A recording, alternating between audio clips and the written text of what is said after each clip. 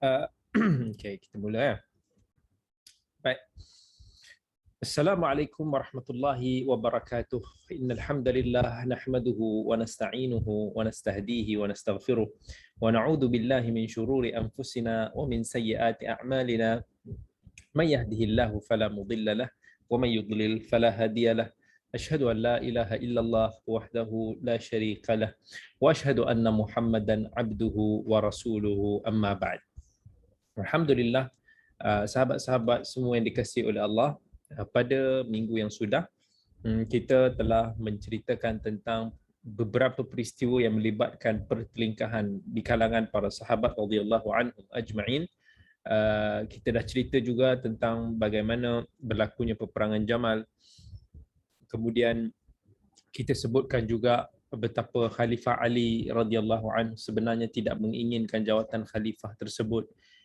Kemudian kita menyaksikan juga pengkhianatan daripada Puak Abdullah bin Sabah yang telah mencetuskan perbalahan sehingga mencetuskan peperangan Jamal, peperangan unta yang berakhir dengan terbunuhnya Talhah dan Zubair, yang mana kedua-duanya juga insya-Allah kisahnya akan kita ceritakan tidak lama lagi. Dua-dua sahabat yang dijamin masuk syurga meninggal akibat daripada peperangan Jamal, dan itu telah menyebabkan Khalifah Ali, Aisyah radhiyallahu anha masing-masing berasa sangat-sangat berduka cita, masing-masing berasa sangat menyesal.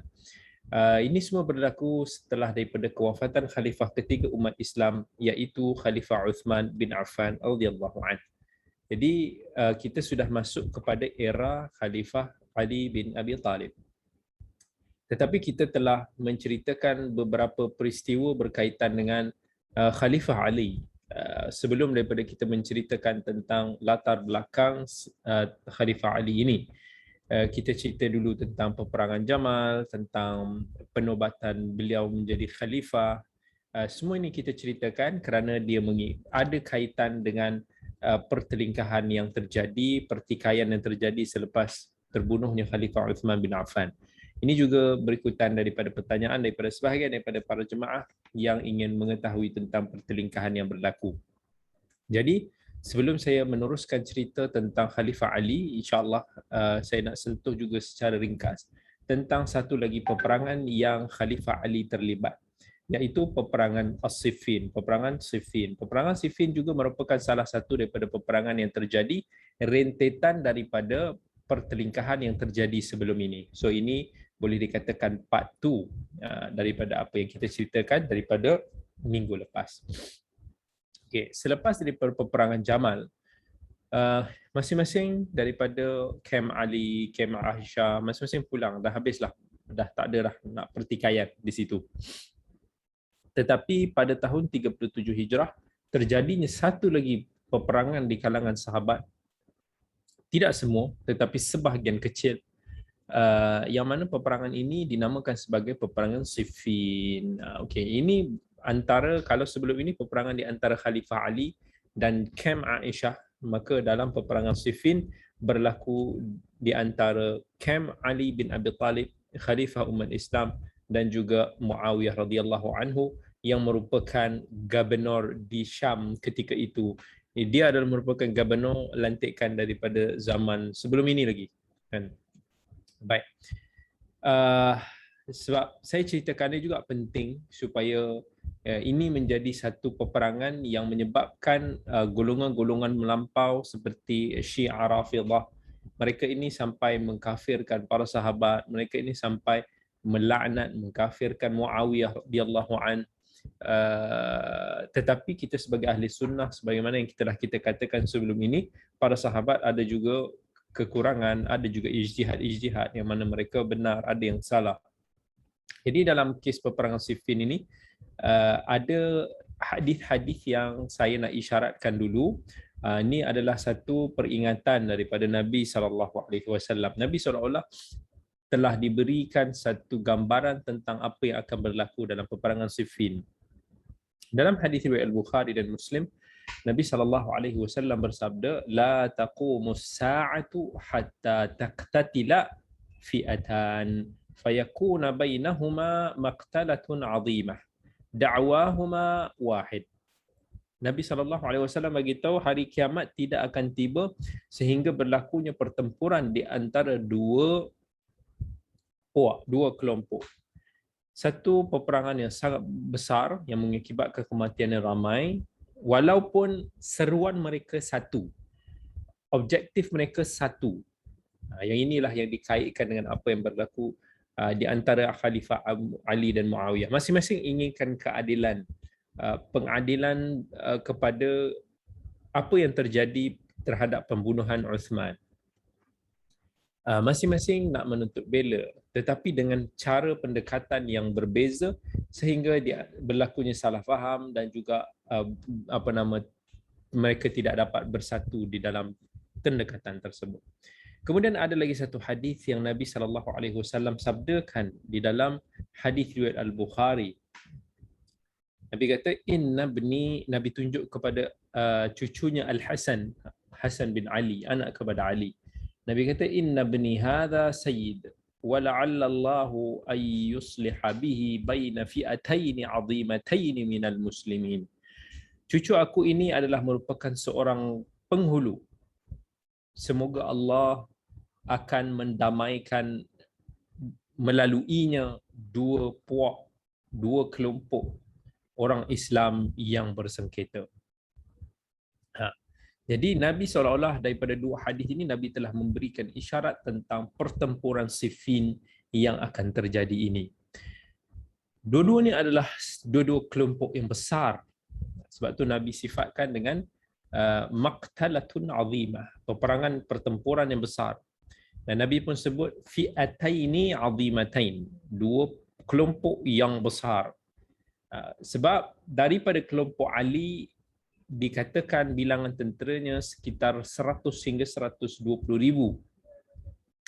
Dan di pihak Muawiyah radhiyallahu anhu pula sekitar 70 hingga 90 ribu tentera. Baik. Kita imbas kembali sedikit tentang apa yang terjadi sebelum ini.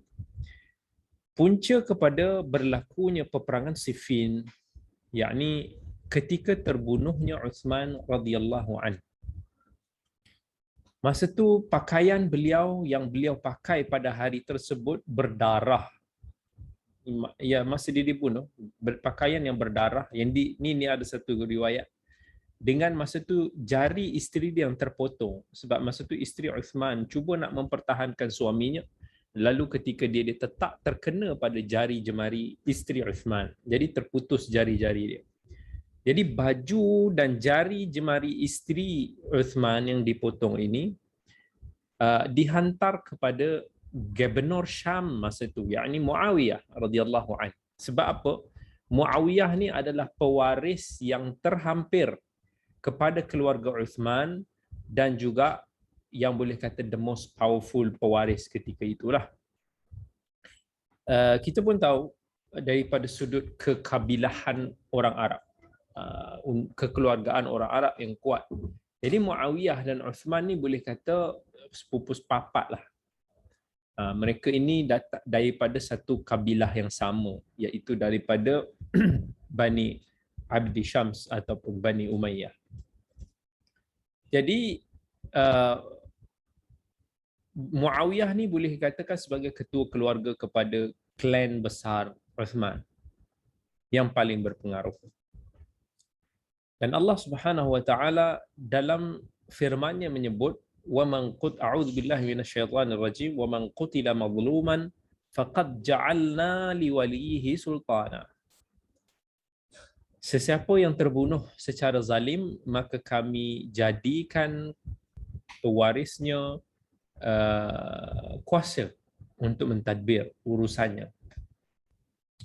Jadi Muawiyah radhiyallahu an merasakan bahawa sebagai ketua kepada keluarga, ketua kepada pewaris Uthman, bahasa Arab dipanggil sebagai waliyud dam, iaitu orang yang bertanggungjawab daripada darah daging. Digantung baju Uthman yang terbunuh, yang bersalut dengan darah itu digantung dekat mimbar masjid. Sampai manusia akan tertanya, siapa ni, darah siapa? Muawiyah nak ingatkan pada orang bahawa ini adalah darah khalifah. yang mana aku merupakan wali dia dan aku kena menuntut keadilan terhadap kematian Uthman. Dan itulah juga yang menjadikan asbab kenapa Muawiyah belum lagi nak membai'ah Khalifah Ali. Jadi orang bila nampak baju berdarah yang tergantung di mimbar masjid di Syam, ditanya, kenapa kamu masih belum bai'ah? Maka Muawiyah akan tunjuk, dia akan tunjuk apa dia? Dia akan tunjuk baju ni. Dia kata, kerana nak menanti hak tuan kepada baju ini dilangsaikan. Maksudnya aku akan bai'ah Ali selepas daripada Uthman bin Affan mendapat keadilannya. Jadi setelah peristiwa peperangan Jamal, peperangan Unta, Ali radhiyallahu anhu pun dia berpindah ke Kufah. Okey. Ali dia dah di khalifah lah, khalifah yang diiktiraf masa tu. Jadi Ali pun lepas peristiwa Jamal tu dia keluar daripada Madinah, dia pergi ke Kufah untuk menjadikan Kufah ini sebagai pusat pentadbiran. Masa tu pun keadaan sudah menjadi sedikit reda, walaupun tanpa bai'ah daripada Muawiyah. Muawiyah dekat Syam masih lagi belum bai'ah.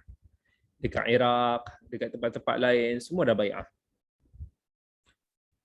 Ali radhiyallahu an kemudiannya menghantar utusan untuk membawa perintah pemecatan Muawiyah.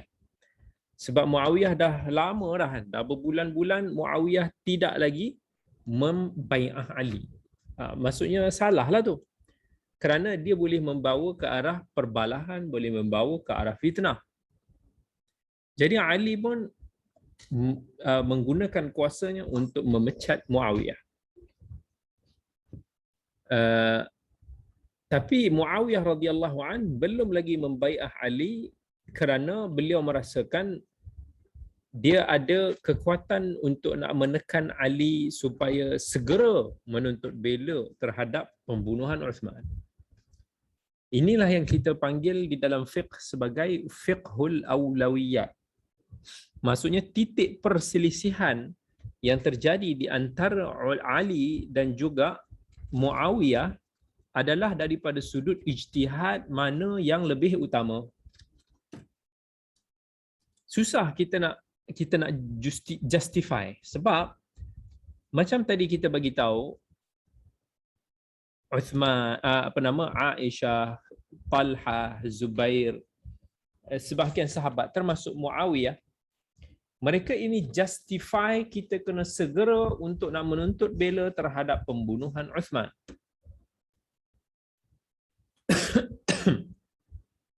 Tetapi macam yang kita bagi tahu sebelum ini, Ali melihat bahawa kita tak boleh menuntut bela sekarang, kita tak boleh tangkap sekarang sebab dia akan membawa ke arah perperangan yang lebih besar. Ini yang kita panggil sebagai fiqhul awlawiyat. Saya bagi satu contoh macam sekarang, kerajaan baru dah naik. Kerajaan baru naik, dia nak buat satu polisi yang mana yang harus diutamakan dulu. Bukan mudah. Kan? Sekarang ni kita sedang dilanda oleh krisis kesihatan. Yakni dengan penyebaran COVID-19. Kita juga berada dalam krisis ekonomi. Ramai bisnes-bisnes yang terlengkup. Ramai orang-orang yang jatuh susah. Ramai orang yang hilang pekerjaan. Dua-dua sama penting. Orang yang dilanda dengan ujian musibah ekonomi, mereka akan fikir tak ada guna pun. Kesihatan ni kalau ada pun sudah hilang. Yang orang yang ada stability daripada sudut ekonomi, dia akan melihat bahawa kena tangani isu kesihatan dulu. Sebab mereka tak terkesan dengan isu ekonomi. Orang yang kehilangan pekerjaan, yang muflis dan sebagainya, mereka sudah tak peduli dah bahagian kesihatan nyawa. Sebab bagi mereka ekonomi itu adalah nyawa mereka. Jadi bila kerajaan naik, yang mana satu kerajaan nak dahulukan? Kita ada dua benda yang clash, agak susah. Kan orang kat sini kata lockdown, lockdown. Semua ada yang kata lockdown semua. Kena buat lockdown penuh, tutup kilang, tutup segala kedai macam yang pertama kali dulu. Tetapi kerajaan hilang berbilion, lebih daripada 2 bilion satu hari. Ketika mana dilaksanakan perintah berkurung lockdown.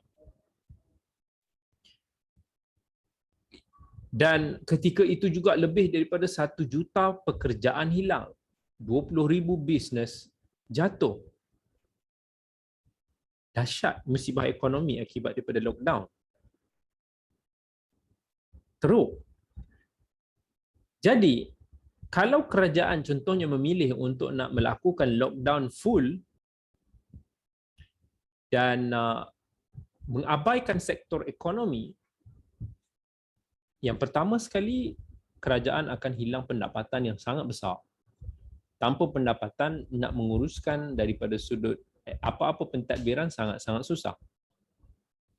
Yang kedua, itu tidak menjamin isu COVID, penyebaran penularan COVID tidak berulang. Kita tengok, masa dulu kita pernah sampai satu tahap kosong. Tapi kemudian boom balik. Sebab benda ni is very fast spreading, sangat cepat. Kalau kerajaan nak buka sebahagian-sebahagian, macam baru-baru ni kan, buka sikit, buka ini, fasa 1, fasa 4, macam-macam lah. Mungkin sangat sukar untuk nak membendung penularan COVID. Tetapi kerajaan tak boleh nak buat either one. Kalau kerajaan pilih full economy open, isu penularan COVID itu still there. Kalau kerajaan pilih untuk nak kekang sepenuhnya penularan COVID, ekonomi down. Ramai juga yang mati kerana isu ekonomi, bunuh diri dan sebagainya. Ramai juga yang mati disebabkan isu COVID, isu kesihatan. Dua-dua ada pro and con. So, daripada sudut fiqhul awlawiyat, yang manakah yang perlu kita dahulukan? Ini mungkin kalau saya tanya kepada jemaah semua, ada jemaah yang akan kata, bagi saya Ustaz, kita kena pilih kesihatan dulu. Nyawa Ustaz tak boleh diganti. Ada orang macam tu. Ada orang kata tak boleh Ustaz. Kalau kita pilih begitu, okey, apa implikasi dia? Kita kena balance lah. Kena ada ekonomi yang buka juga. Kesihatan kita cuba jaga daripada sudut penguatkuasaan, SOP dan sebagainya. Ada orang daripada sudut keutamaan pilih yang itu. Ada orang kata reopen je lah. Sekarang ni kan dah ramai orang vaksin. Kan dah lebih 50% fully dose. Jadi kat sini sebagai contoh ada 3 pendekatan. Satu pendekatan tumpu 100% kepada kesihatan. Satu lagi pendekatan kita tumpu sepenuhnya pada ekonomi dan satu lagi 50-50. Saya nak kata yang ini salah pun susah. Sebab dia ada dia punya suasana dia ada subjektifnya. Nak kata yang ini pun salah pun tak juga. Benda ni ijtihad. Isu-isu yang selalu berubah-ubah dan yang very anjal. Jadi masing-masing akan memilih satu pendekatan yang mungkin elok bagi dia. Satu, kita tengok biasanya orang-orang yang kerja tetap, macam orang yang kerja-kerja government, orang yang secure dia punya kerja, dia kata dia akan pilih kesihatan first. Sebab dia tak risau pasal ekonomi. Bagi dia, aku setiap bulan aku dapat gaji, tutup ke buka ke, no problem. Tapi orang yang kerja hari, sakit, yang bergantung pada pendapatan harian.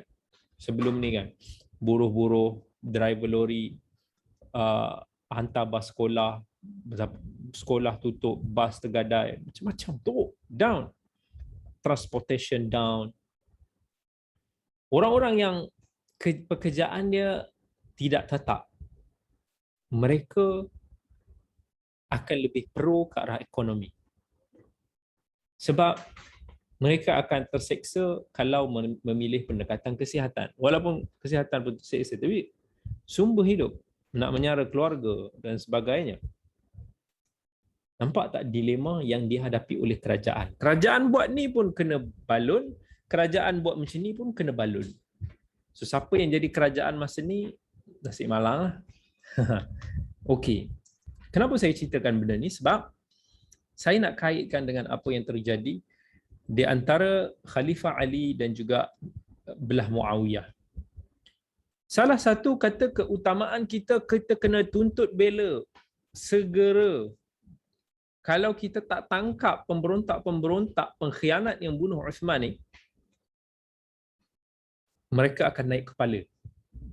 Lepas ni, kalau dia orang tak suka khalifah, dia orang bunuh. Lepas ni, mereka akan berani lagi untuk nak menyerang. Pun satu poin. Ada poinnya. Macam mana khalifah umat Islam dibiarkan terbunuh dengan tanpa ada satu siasatan ataupun hukuman dijalankan segera. Tetapi daripada pihak kerajaan iaitu Ali radhiyallahu an melihat tak boleh. Sebab kalau kita tengok pemberontak ni ada beratus-ratus orang, mereka ini ada sebahagian daripada puak-puak dekat Iraq, Kufahnya, Basrahnya, ada yang datang daripada Mesir, ada yang datang daripada Yaman, ada daripada Syam, ada datang daripada orang-orang Madinah sendiri. Yang bukan Madinah, maksudnya orang-orang di tanah Arab sendiri.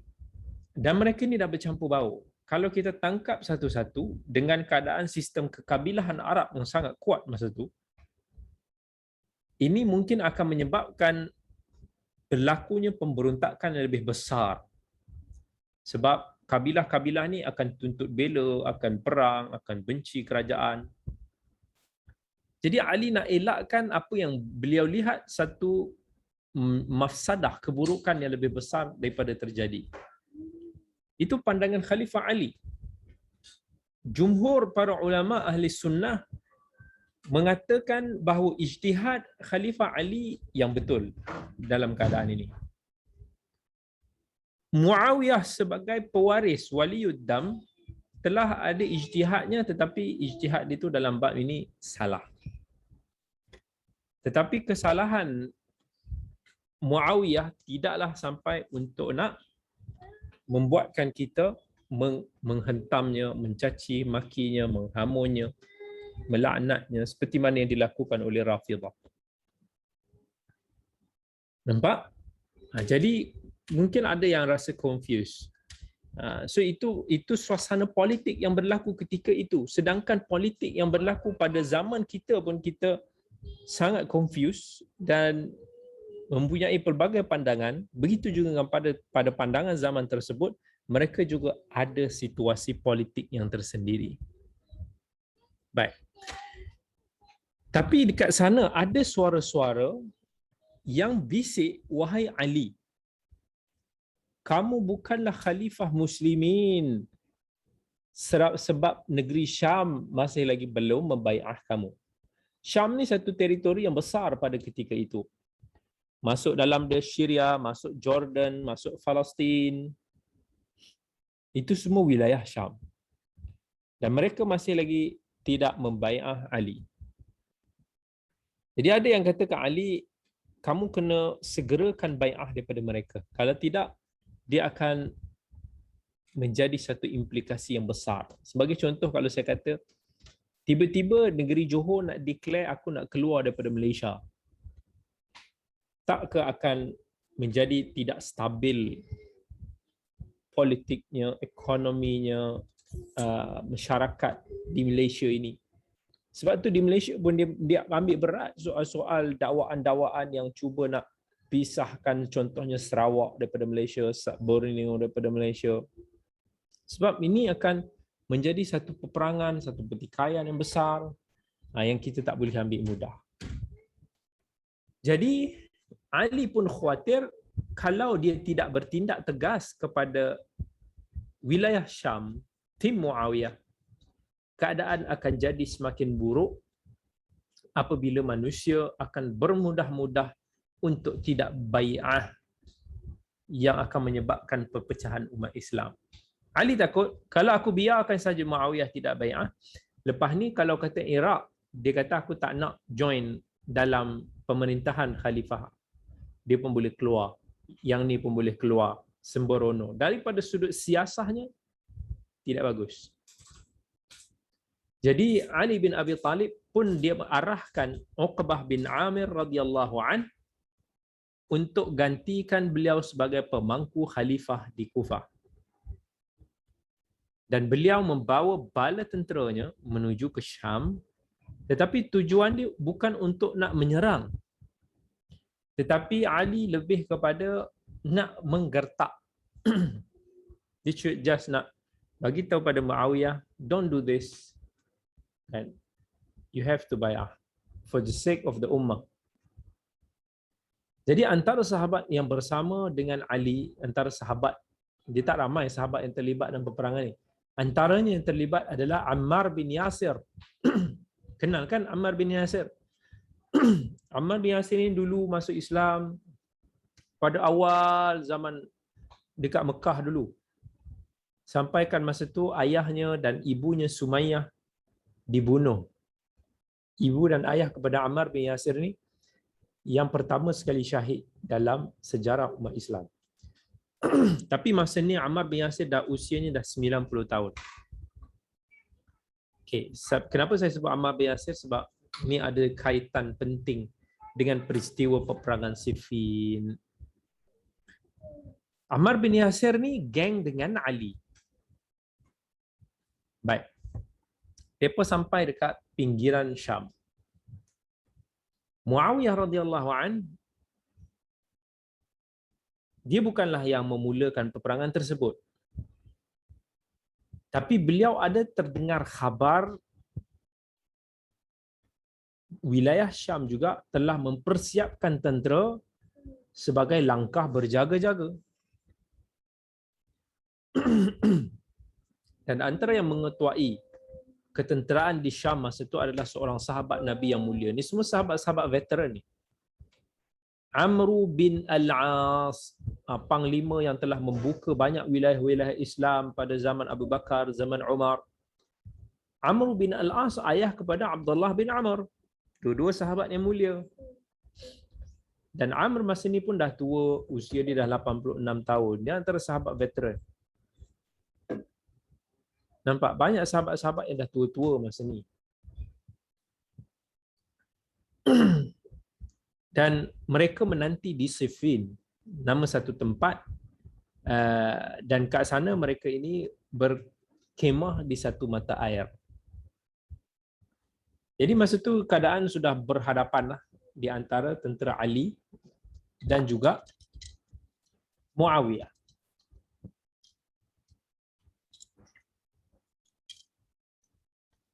Tentera Ali masa tu kehabisan air. Dan dia minta tentera Muawiyah untuk nak berkongsi air dengan mereka atas dasar persaudaraan Islam. Tetapi ada sebahagian daripada tentera Muawiyah tak nak bagi.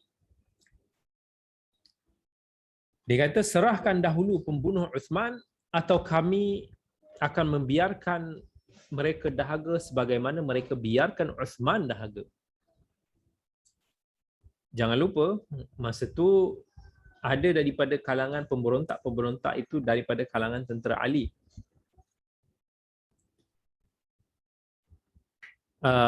Tapi Muawiyah izinkan tentera Ali untuk berkongsi mata air itu. Sebab dalam kalangan tentera Ali, bukan sahaja mereka yang terlibat dalam pemberontakan terhadap Uthman. Sebahagian kecil je. Dan masa tu dah masuk musim haji. Menjadi kebiasaan seorang khalifah, biasanya khalifah ni dia akan memimpin ataupun dia akan pergi mengetuai rombongan haji. Sepatutnya Ali pun akan pergi menunaikan haji pada tahun ni. Tapi kerana situasi ketika itu yang memaksa beliau mengutuskan Ibnu Abbas radhiyallahu an sebagai wakil haji. 2 bulan berlalu, Zulhijjah dan Muharram, dalam peperangan. Bertempur ni, Pada siang hari mereka bertempur. Tapi pada malam hari pula mereka saling menziarahi, saling terdengar bacaan Al-Quran, menangis ketika salat. Lama mereka ini camping untuk bertempur. Pada awal safar, Ali radhiyallahu an pun mula mengutuskan suara untuk memberhentikan perang saudara yang telah mengorbankan sekitar 25,000 jiwa. Ramai kan yang terbunuh? 25,000 orang lebih kurang yang telah terkorban. Sebahagian sahabat dia tahu tentang hadis Nabi sallallahu alaihi wasallam pernah kata tentang Ammar bin Yasir radhiyallahu an, yang kita kata sahabat veteran yang bersama dengan Ali. Nabi kata dalam sebuah hadis, taqtuluka al-fi'atul baghiyah, akan ada puak baghi yang melampau yang akan membunuh kamu. Jadi ada daripada kalangan sahabat-sahabat, dia mula cek Ammar bin Yasir ni daripada camp mana. Adakah dia di pihak Ali ataupun dia di pihak Muawiyah? Siapakah yang bunuh Ammar nanti? Sebab Nabi dah bagi tahu orang yang bunuh Ammar ni puak yang bari, yang salah, rebel. Adakah beliau akan dibunuh oleh puak-puak pemberontak Khawarij yang wujud dalam kalangan tentera Ali, ataupun beliau akan dibunuh oleh tentera Muawiyah radhiyallahu anhu? Ada dua kemungkinan. Dan mereka tengok, akhirnya Ammar bin Yasir radhiyallahu anhu, sahabat Nabi yang telah berusia 90 tahun ini, telah dibunuh dengan anak panah daripada pihak tentera Muawiyah. Dan bila tentera Muawiyah, dia orang tahu pasal hadis ni, ternampak kematian Ammar akibat daripada serangan daripada tentera mereka, dia orang jadi takut. Dan dia orang mula mendesak Muawiyah untuk berhentikan perang, kerana mereka lah al-bughah ataupun pemberontak yang disabdakan oleh Nabi sallallahu alaihi wasallam dalam hadis tersebut. Tapi Muawiyah yang masa itu berada dalam situasi peperangan dibalas balik, kamikah yang membunuhnya? Bahkan pihak Ali yang bawa Ammar kemarilah yang telah membunuhnya. Peperangan berterusan selama hampir 3 bulan lamanya. Ramai daripada tentera Muawiyah yang telah jatuh motivasi dia akibat daripada peristiwa Ammar radhiyallahu an, dan ramai daripada kalangan mereka yang telah terbunuh dan hampir tewas. Akhirnya Muawiyah radhiyallahu an diarahkan wakil dia untuk nak angkat mushaf Quran, pergi ke depan angkat Quran, kata ajak berhenti, ajak untuk berdamai, ajak untuk kita nak berhukum dengan kitabullah. Enough is enough. Dah cukup, peperangan ni telah mengorbankan ramai saudara-saudara kita. Dah cukup, berhenti. Masing-masing daripada kalangan ahli Syam dan juga ahli Iraq, bila melihat ramainya yang terbunuh dan mushaf Al-Quran itu diangkat untuk menyeru supaya mereka berhenti, mereka mula mencari jalan perundingan. Let's start to negotiate. Lalu ahli Iraq mencadangkan Abu Musa Al-Ash'ari sebagai wakil mereka. Ini salah satu sahabat Nabi yang terlibat. Dia di pihak Kem Ali. Abu Musa Al-Ash'ari dipilih sebagai wakil sebab Abu Musa ni memang dia tak suka peperangan ini. Dia yang selalu anti peperangan ini. Tapi dipilih untuk nak mendiamkan diri. Ramai sahabat-sahabat yang tak join the battle. Sebab mereka melihat ini fitnah. Fitnah yang mengelirukan. Yang tak tahu siapa betul, siapa salah. Ibnu Umar, Sa'ad bin Abil Waqqas, Usamah bin Zaid, Abu Hurairah, Zaid bin Thabit, Abu Ayyub Al-Ansari, Imran bin Husain, lain-lain sahabat. Mereka ini antara sahabat-sahabat yang langsung tak join lah dalam peperangan, baik di kem Ali ataupun di kem Muawiyah. Tak ada. Bahkan ketika utusan Ali bin Abi Talib menyeru penduduk Kufah untuk nak menyertai tentera Ali yang akan berangkat menuju ke Syam untuk peperangan Siffin ni, Abu Musa Al-Asy'ari radhiyallahu an yang masa itu merupakan gubernur di Kufah, dia menyeru, dibagi peringatan kepada semua untuk tidak menyertai mana-mana pihak. Abu Musa memang tak mau. Ini macam mana kita boleh terlibat dalam perang saudara ini? Dia teringat tentang hadis Nabi SAW yang bersabda, ketika fitnah terjadi, al-qa'idu fiha khairun minal qa'im. Orang yang duduk itu lebih baik daripada orang yang berdiri. Sometimes you have to remain silent. Sometimes you don't have to be a hero. In the zaman of fitnah, everybody is confused. Tapi masa dia sedang berkhutbah, Abu Musa berkhutbah untuk nak cakap tentera dia jangan join mana-mana, salah seorang komander tentera Ali yang bernama Ashtar An-Nakha'i meminta Abu Musa untuk menjauhkan diri, dan akhirnya Abu Musa pun menjauhkan diri. Dan di pihak Muawiyah pula, yang menjadi wakil kepada perundingan tersebut adalah Amr bin Al-As radhiyallahu an, dua-dua sahabat besar. Dan mereka telah bersepakat untuk menyerahkan keputusan perundingan tersebut, masing-masing agree, kita serahkan kepada kata putus yang telah dicapai oleh kedua-dua sahabat yang diridai oleh Nabi SAW ketika wafat. Namun dengan isu Khawarij yang meletuskan peperangan Nahrawan selepas ini, nanti kita akan cerita, menjadikan keputusan perdamaian tersebut tidak mampu dilaksanakan. Baik. Sebelum kita sebut tentang perundingan yang dicapai oleh Abu Musa dan juga Amr bin Al-As, saya nak ceritakan tentang beberapa versi kisah yang tipu. Mungkin ada daripada kalangan jemaah yang ada baca kisah-kisah sejarah tentang mereka ni, ada pernah dengar kisah-kisah ni. Ada beberapa kisah yang dusta.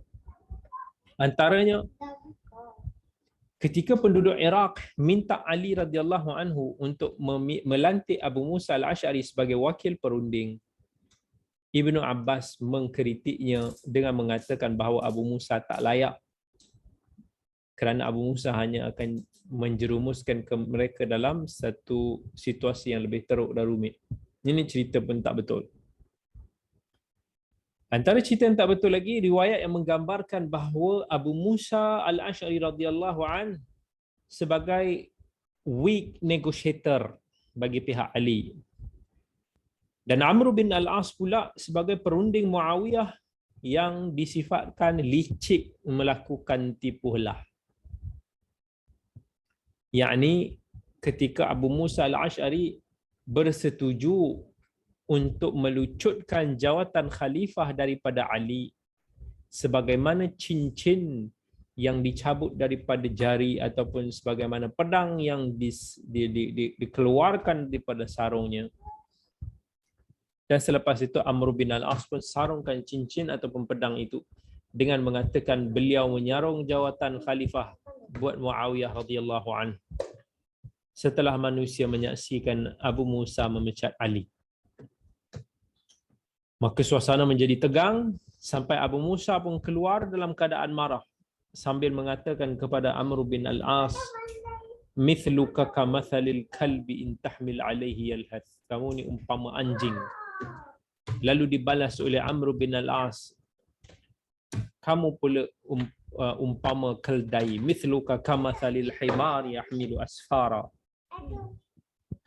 Kononnya Ibnu Abbas pernah ingatkan Abu Musa tentang tipu helah Amr bin Al-As, Tapi Abu Musa dikatakan sebagai seorang yang lu'la' mughaffal. Ini juga kisah yang dusta. Satu lagi kisah yang dusta tentang perundingan ini, yakni riwayat yang menyebut bahawa Abu Musa radhiyallahu an dan Amr bin Al-As bersepakat untuk pecat Ali daripada khalifah dan serahkan urusan pemilihan semula kepada umat Islam. Pun cerita yang tak betul. Tapi kalau kita tengok, kisah-kisah ini ada diceritakan di dalam sumber-sumber sejarah Islam.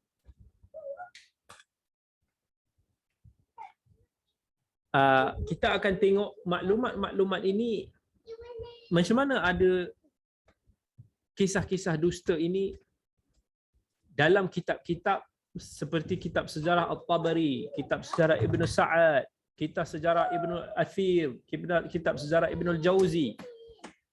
Macam mana cerita-cerita tipu ini boleh ada di dalam kitab-kitab sejarah Islam yang besar-besar ni? Baik, kat sini saya nak jelaskan.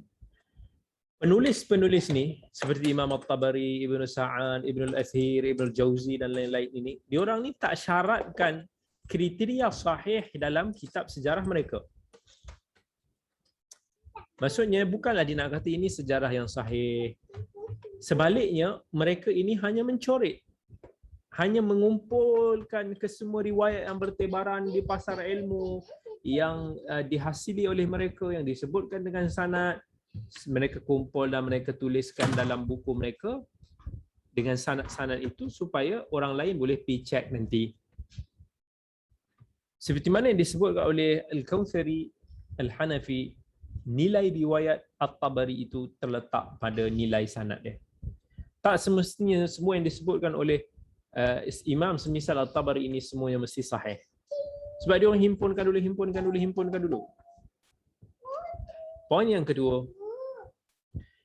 macam mana sahabat yang sepanjang hayatnya berganding bahu memburu akhirat bersama dengan Nabi sallallahu alaihi wasallam, lalu di saat hujung usia mereka ketika dah tua ni, tiba-tiba pula nak berebut keduniaan. Ada ghair ma'qul, mush ma'ul. Benda yang tak logik. Kemudian poin yang ketiga, bagaimana mereka menggambarkan Abu Musa radhiyallahu an sebagai lemah, sedangkan Nabi sallallahu alaihi wasallam lah yang pernah melantiknya sebagai ketua di beberapa daerah di Yaman.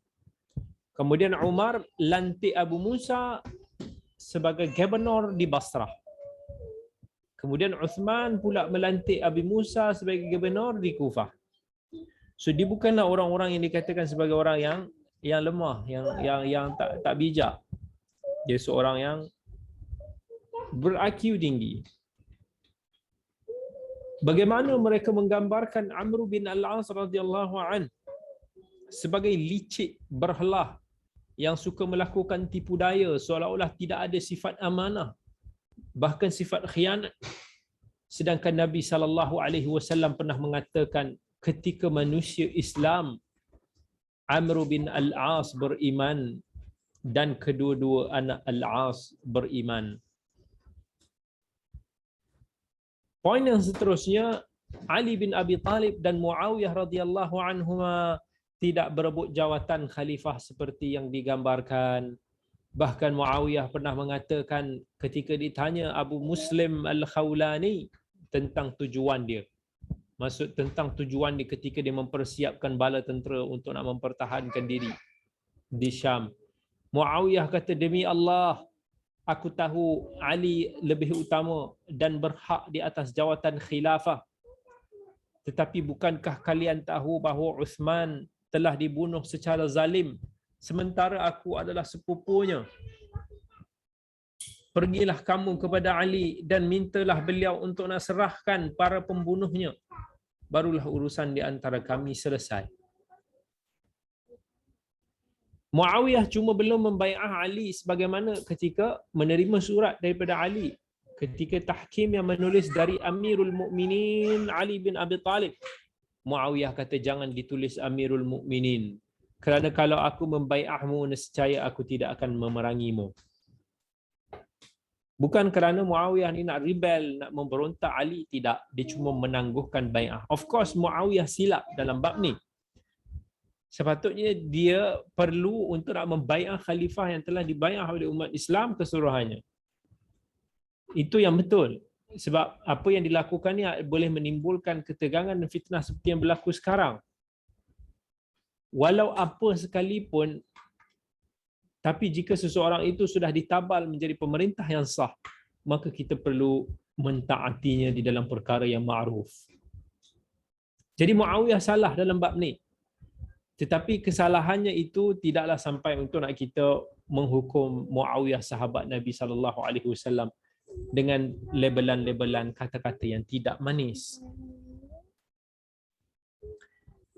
Muawiyah dalam surat itu diperintahkan supaya nama Ali ditulis terlebih dahulu kerana keutamaan Ali dan beliau yang lebih cepat memeluk Islam. Dia tahu Ali ni lebih layak, dia tahu Ali ni lebih mulia daripada dia.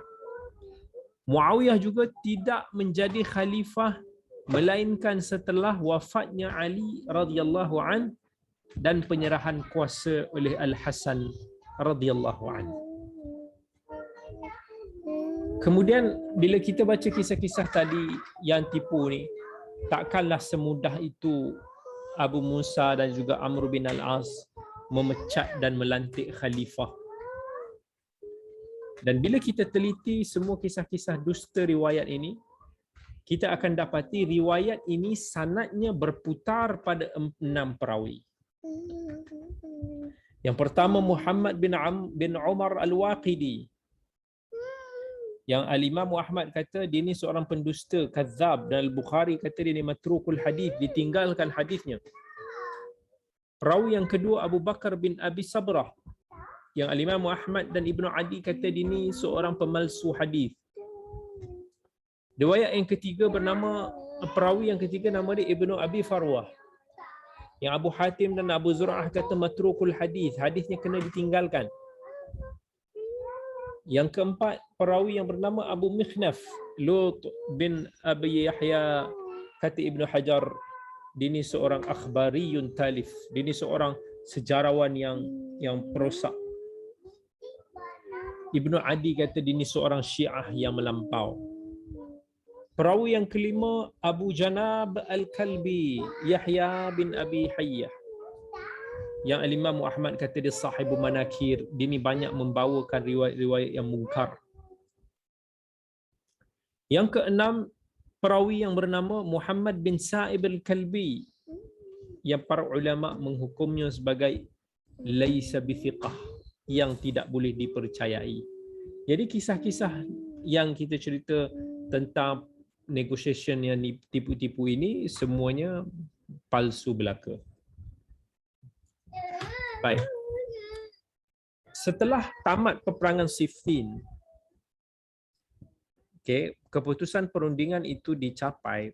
Peperangan Siffin tamat melalui isu at-tahkim. Dia orang kata okey, setuju, kita akan semak balik, kita akan cek balik Al-Quran dan Sunnah, apa yang sepatutnya kita lakukan. Ada riwayat kata 6,000, ada yang kata 8,000, ada riwayat kata 16,000.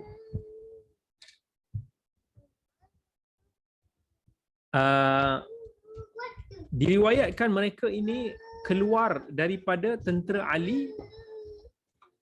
Dia orang bangkang. Bayangkan kalau kita ambil 16,000 orang daripada tentera Ali yang keseluruhannya lebih kurang 100 hingga 120,000. Dia orang ni keluar daripada tentera Ali. Dia orang bangkang keputusan untuk berdamai. Sebab dia kata Ali ni telah meninggalkan hukum Allah kepada hukum manusia. Inilah puak Khawarij yang mereka ini digunakan ayat-ayat Quran. Mereka ni kata inil hukmu illa lillah. Sesungguhnya hukuman yang sah itu adalah hukuman Allah. So diorang ini tak setuju dengan pendekatan politik Ali yang nak berdamai. Diorang ni nak berperang.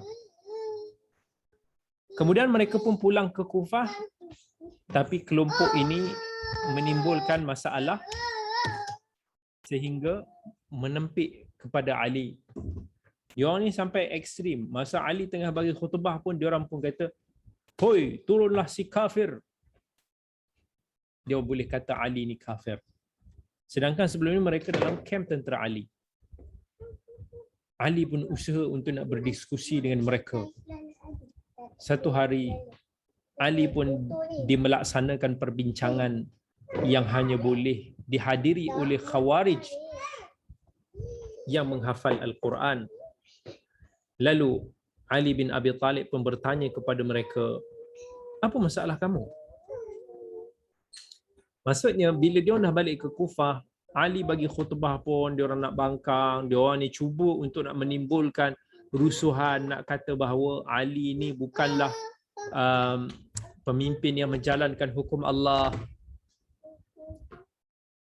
Ini yang kita panggil sebagai puak Khawarij. Tahu kan apa maksud puak Khawarij? Puak-puak yang keluar daripada ketaatan pemerintahan Islam yang sah. Ali mula-mula dia biar sebab dia nak redakan keadaan. Dia ni mungkin Ali ingat dia ni tak puas hati, tapi mungkin tidak mengambil tindakan yang drastik, tindakan yang ekstrim. Yalah, dia ni ramai kot. Kalau kata 16,000 ramai. Maka Ali pun cuba untuk nak melakukan rundingan dan Ali pun panggil mereka untuk nak berbincang. Ali kata, apa masalah kamu? Apa masalah kalian? Dia orang kata, kamu telah meninggalkan hukum Allah. Kamu telah mendahulukan hukuman manusia. Dia orang ni dah tak puas hati daripada sejak peperangan Jamal lagi. Dia orang macam kata sepatutnya kita kena perangi puak-puak macam Aisyah, puak-puak Muawiyah. Mereka ini rebellious. We have to kill them all. Dia kata Ali ni tidak membuat keputusan berlandaskan kepada hukum Allah. Kemudian Ali pun perintahkan supaya dibawakan satu mushaf yang besar di hadapan dia. Dia pun tepuk mushaf tu dekat depan pemuka-pemuka grup Khawarij ni. Dia pun kata, "Untuk ya mushaf." Berbicaralah wahai mushaf. Bagi tahu aku mushaf, apakah hukuman Allah dalam bab ini? So puak-puak Khawarij ni pun aneh. Dia pun kata, ini kertas kot, mana boleh cakap. Jadi Ali pun kata, subhanallah. Sesungguhnya yang membuat keputusan tersebut adalah mereka yang memahami kitabullah ini. Para sahabat. Are you guys so stupid to this level? Bukankah Allah telah berfirman, wa in khiftum shiqaqa bainihima fab'athu hakaman min ahlihi wa hakaman min ahliha yurida islahan yuwaffiqillahu bainahuma. Bukankah Allah telah mengatakan dalam suami isteri yang bergaduh, Allah kata utuskanlah satu wakil daripada pihak suami, utuskanlah satu wakil daripada pihak isteri supaya mereka boleh berunding mencari jalan perdamaian. Maksudnya aku memilih jalan perdamaian ini juga sesuai dengan kitabullah, bukan daripada kepala aku sendiri. Ali masih cuba untuk nak bersabar dengan mereka dan cuba tidak memerangi mereka. Bahkan Ali tak tegah pun puak-puak Khawarij ini daripada dapatkan harta daripada Baitul Mal ataupun harta rampasan perang. Dia tidak menegah mereka daripada menghadiri solat jemaah. Tapi puak-puak Khawarij ni, kalau nak tahu, mereka ni puak-puak yang stupid lah. Dia ni adalah puak yang kita nampak warak, yang nampak macam baik, solatnya Masya Allah, ngaji Qurannya bagusnya Masya Allah. Tapi mereka ini tidak mereka ini tidak memahami agama. Dia tidak tahu tentang fiqh. Dia tidak tahu tentang disiplin ilmu agama. Bagi mereka, nampak yang zahir macam tu. Dan mereka pun berterusan menimbulkan fitnah. sampai memaksa Ali untuk nak mengutuskan Ibnu Abbas sebagai wakil untuk berdebat dengan mereka. Sebelum bertemu dengan Khawarij ni, Ibnu Abbas berpesan kepada Ali supaya lengahkan sikit salat Zuhur supaya disempat pulang dan bersama salat jemaah. Lalu beliau pun pergi dengan memakai pakaian yang indah menemui mereka yang seramai 8,000 orang ketika itu. Tetapi ketika mereka melihat Ibnu Abbas yang memakai pakaian yang indah, perkara yang terawal orang Khawarij yang kritik adalah dia kritik pakaian Ibnu Abbas. Ibnu Abbas faham dan dia tengok muka satu-satu dan dia melihat ciri-ciri Khawarij yang sebiji apa yang disabdakan oleh Nabi SAW. Inilah puak-puaknya. Dan Ibnu Abbas pun membacakan ayat. Dia jawab semua dengan Quran. Ibnu Abbas baca, "Qul man harrama zinatallahi allati akhraja li'ibadihi wat-tayyibati minar rizq." Kamu duk kritik pakaian aku yang lawa ini. Dan ini pakaian yang halal. Kan? Pakaian yang indah yang Allah suka. Pakaian yang tidak ada unsur-unsur yang ditegah oleh agama. Maka Allah kata dalam ayat ini, siapakah yang boleh mengharamkan perhiasan yang telah Allah jadikan bagi kita di muka bumi ini? So dia pun tak boleh cakap apalah. Ibnu Abbas pun jawab, kami ini datang daripada kalangan sahabat Nabi yang mulia. Tapi kenapa kamu mahu menimbulkan kesulitan kepada Ali? Dia tu menantu Nabi. Pok-pok Khawarij ni pun jawab, ada 3 perkara utama. Sebab dia berhukum dengan hukum selain daripada Allah, maka dia telah kafir. So, mudah nak mengkafirkan. Ciri Khawarij. Ada kelemahan sikit, dia terus kafirkan. Yang kedua, Ali berperang dalam peperangan Jamal, tapi dia tak ambil pun tawanan. Kalau mereka itu kafir, mengapa tidak dijadikan tawanan? Jika mereka Muslim, mengapa mereka diperangi? Yang ketiga, Ali ketika menulis surat perjanjian damai dengan Muawiyah, dia tidak menulis perkataan Amirul Mukminin. Jadi beliau adalah Amirul Kafirin, pemerintah orang kafir. Macam tu je, too stupid.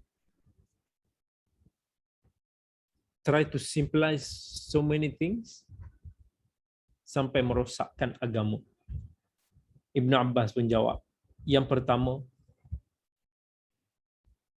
Allah kata dalam Quran, concern kamu yang pertama. Apa concern kamu yang pertama? Kamu kata kerana dia berhukum dengan hukum selain daripada Allah, maka dia telah kafir. Pertama, Allah kata dalam Quran, ya ayyuhalladzina amanu la taqtulus sayda wa antum hurum. Wa man qatalahu minkum muta'ammidan fajaza'un mithlu ma qatala minan na'am yahkumu bihi dawa adlim minkum. Dalam Al-Quran sendiri pun Allah menyuruh tentang kita untuk nak mengutuskan negotiator ataupun pemutus hukuman yang adil. Begitu juga dengan ayat yang kita baca tentang suami isteri yang bergaduh tadi, wa in khiftum shiqaqa bainihima fab'athu hakaman min ahlihi wa hakaman min ahliha yurida islaha yuwaffiqillahu bainahuma. Apa masalah berunding? Ini semua selaras dengan kitabullah. Yang kedua, kamu kata kenapa masa perang Jamal kita tidak mengambil tawanan? Kalau mereka itu kafir, kenapa kita tak tawan mereka? Kalau mereka itu Muslim, kenapa kita lawan mereka? Ibnu Abbas jawab dengan Quran juga. Dia kata, bukankah Allah dah kata dekat Quran, wa azwajuhu ummahatuhum, dan isteri-isteri Nabi adalah ibu-ibu kamu.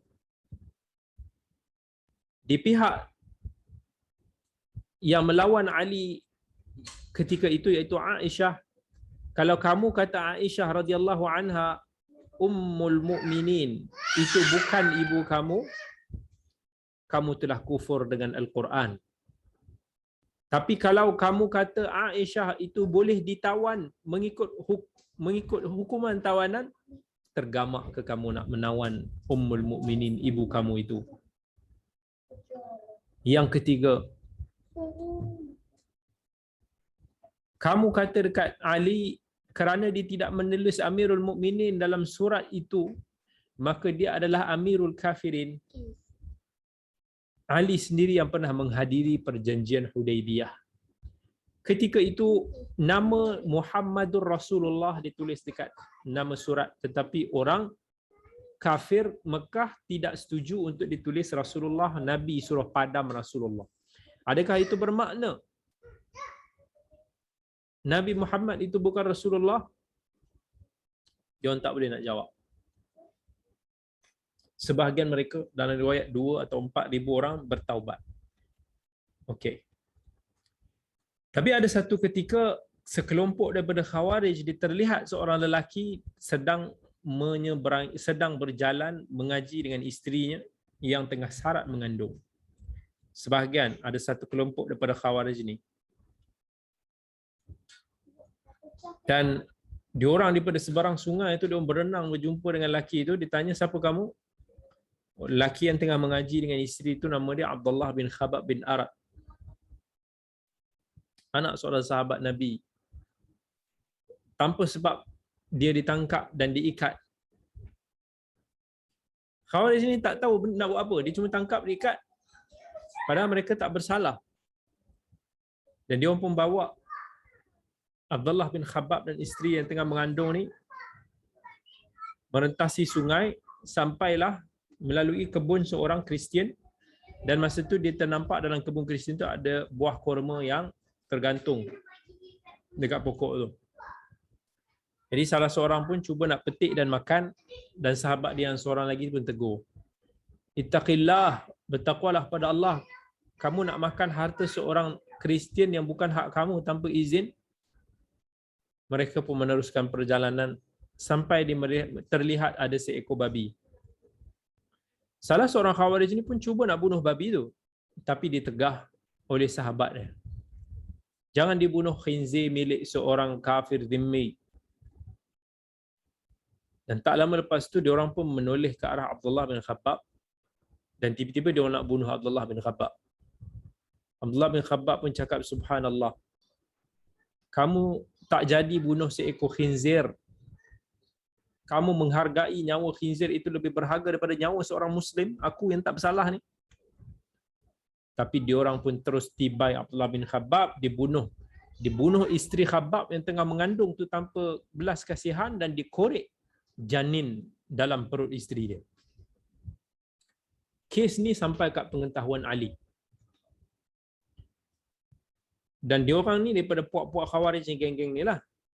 So Ali masa ni kesabaran ni dah sampai ke puncak. Ali kata dekat mereka, serahkan pembunuhnya. Tapi diorang semua tak nak.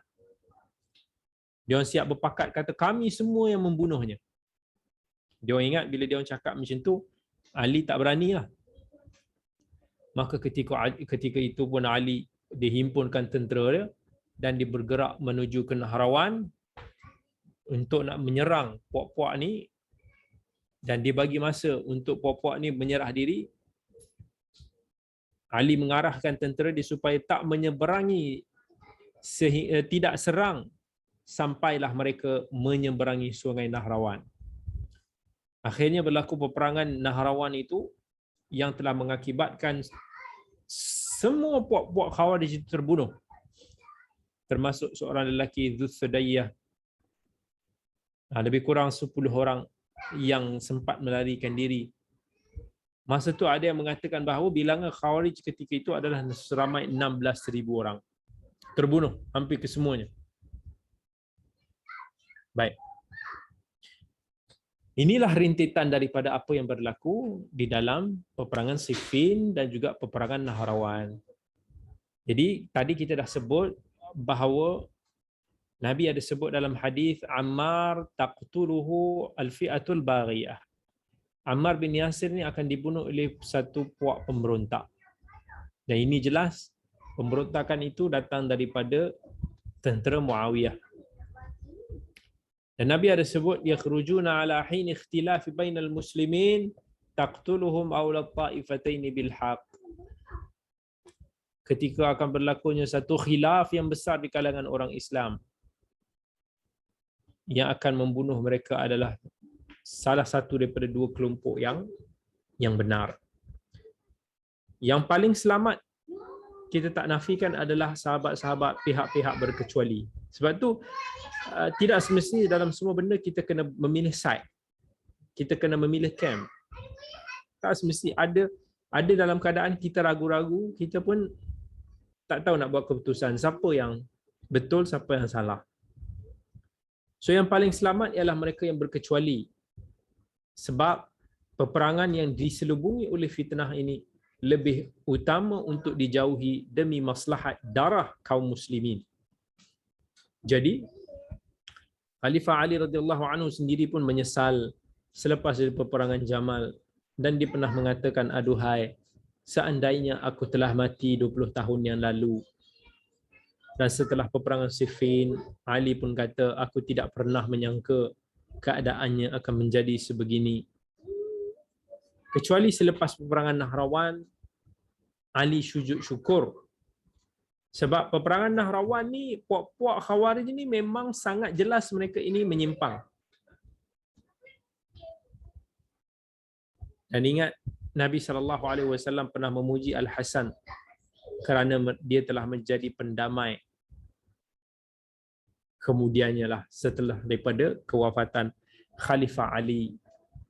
Masa tu Ali bin Al-Hasan pun dilantik oleh sebahagian daripada negeri-negeri sebagai khalifah, tetapi Muawiyah tidak berpuas hati ketika itu. Al-Hasan bin Ali pun meletakkan jawatannya sebagai khalifah, menggantikan Muawiyah radhiyallahu anhu demi mengelakkan lebih banyak pertumpahan darah yang berlaku. Wallahu ta'ala alam. Itulah kisah yang kita nak kongsikan pada hari ini, sebahagian daripada kisah yang berlaku pada zaman Khilafah Ali, dan insya-Allah pada minggu yang akan datang kita akan ceritakan tentang Khalifah Ali punya latar belakang, dan juga mungkin kita akan masuk kepada kisah sebahagian daripada sahabat yang berikutnya. Wallahu ta'ala a'lam. Jazakumullahu khairal jazak.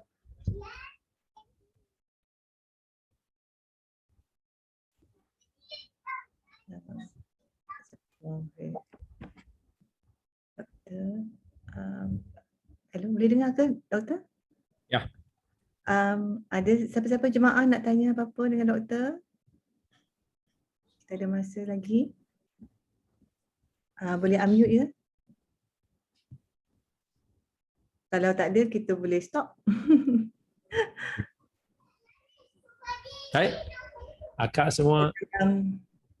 Okey, dalam chat doktor, dalam chat. Okey. Dia kata siapa ketua puak Khawarij Ustaz? Sebab ramai pengikutnya 16,000. Nak kata ada ketua tu wallahu alam, tapi antara pemuka-pemuka Khawarij ini seorang lelaki yang tadi kita sebut sebagai Dzuthudayyah. Dzuthudayyah ni dia pernah hidup pada zaman Nabi.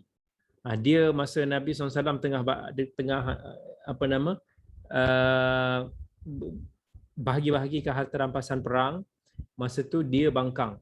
Dia kata, ya Muhammad ya adil. Wahai Muhammad, berlaku adil lah. Nabi marah kat dia. Nabi kata, kalau aku tidak berlaku adil, siapa yang nak berlaku adil? Nabi telah melihat ciri-ciri Khawarij itu ada pada dia.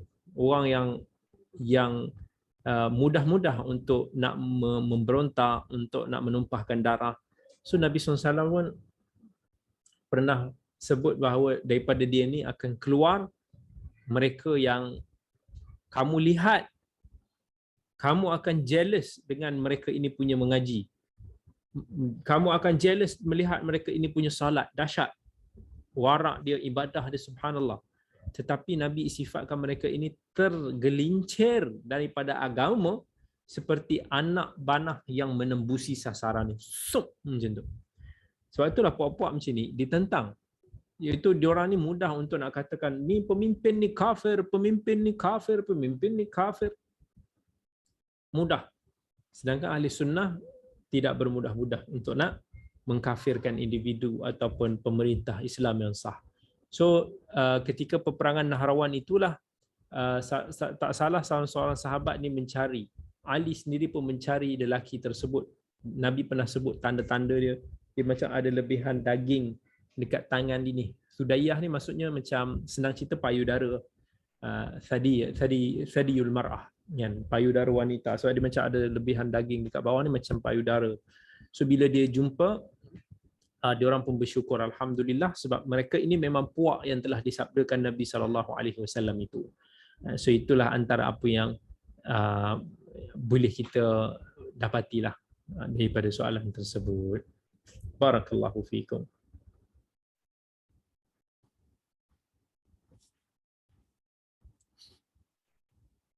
Okey.